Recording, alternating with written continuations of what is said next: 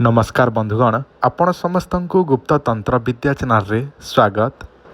आज भिडियो मु आपण मानकु एमिति गोटे तंत्र प्रयोग कहिबी, मोहिनी तंत्र प्रयोग।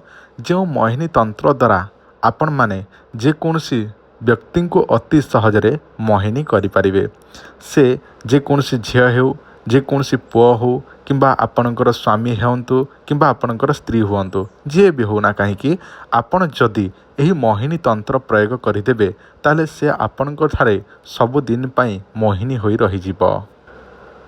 तंत्रशास्त्र रे अनेक प्रकार तंत्र मंत्र जंत्र ए सब रही थाए। से मु आपण मानकु गोटे मोहिनी तंत्र प्रयोग कहिबी। जो मोहिनी तंत्र सबुठारु शक्तिशाली एवं प्रभावशाली। मुनि ऋषि माने तपस्या करी अनेक प्रकार तंत्र मंत्र जंत्र ए सबु निजे सिद्धि करिकी प्रयोग करुथिले। वर्तमान कलिजुगरे ए सबु धीरे धीरे लुप्त हेबाकु लागुछि।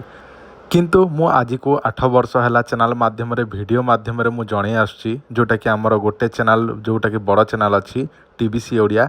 से चैनल मु आज को 6 ରୁ 7 8 वर्ष खंडे हो गला वीडियो माध्यम अनेक प्रकार तंत्र मंत्र जंत्र शिखे आसुछि, जणे आसुछि।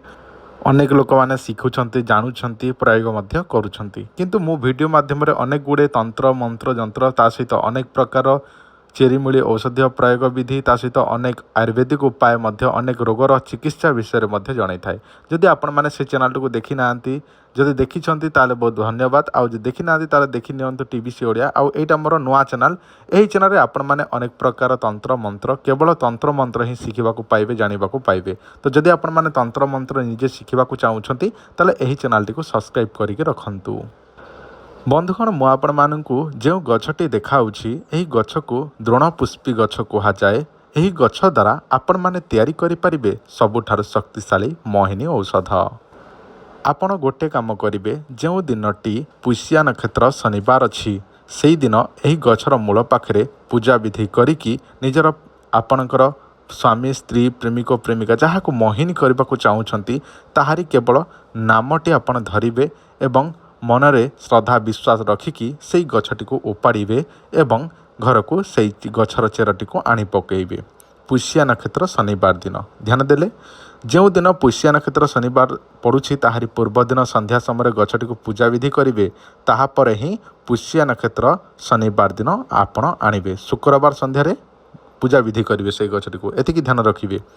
निमंत्रण कहुए, जोटा कि पूजा विधि को निमंत्रण करा जाए। से गछटी को जमी पूजा विधि करेंगे सेटा को निमंत्रण प्रयोग कहुए। जदि आप जानी ना गछटी को केमिति पूजा विधि करा जाए ताले आपण आमर टीबीसी ओडिया चैनल को देखंतु, सेथिरे कहुଯାଇଛି जणै दिया जाइछि, आपण देखिले जानि पारिबे।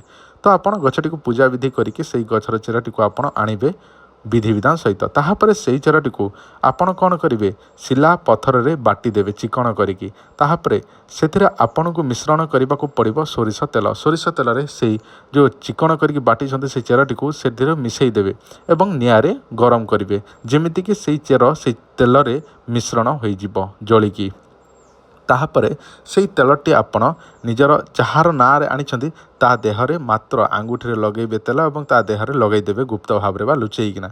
ताहापर देखिए से जीवन थिबा पर्यंत आपन को केतेबेले भी छाड़िब नाही, को मुहूर्त रे छाड़ी पारिब नाही। आपण जहाँ कहिबे से मानिबाको लागिबो।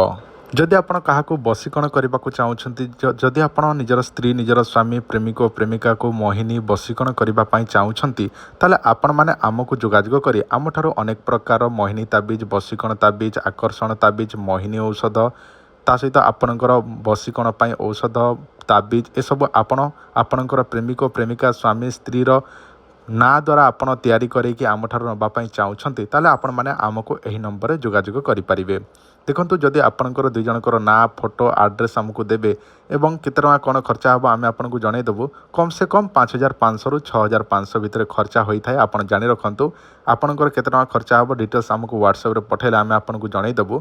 तापर पेमेंट कलापर आम आपको ना अनुसार तैयारी करदेवु। पूजा विधि करिकी 2 ରୁ 3 दिन लगिଯିବ। पूजा विधि करिकी आपको मोहिनी औषध किंबा मोहिनी ताबीज ଆପଣଙ୍କୁ କିମ୍ବା ବସିକଣ ତାବିଜ ଯାହା ଆପଣଙ୍କର ସମସ୍ୟା ଅଛି ସମସ୍ୟା ଅନୁଯାୟୀ ଆପଣଙ୍କର ଔଷଧପତ୍ର ସହିତ ତାବିଜ ବନେଇଦେବୁ ଏବଂ ପୋଷ୍ଟାଲ ଜରିଆରେ ପଠାଇଦେବୁ ଯାହା କେବଳ 5 ରୁ 7 ଦିନ ଭିତରେ ମିଳିଯିବ ବାଇ ପୋଷ୍ଟରେ।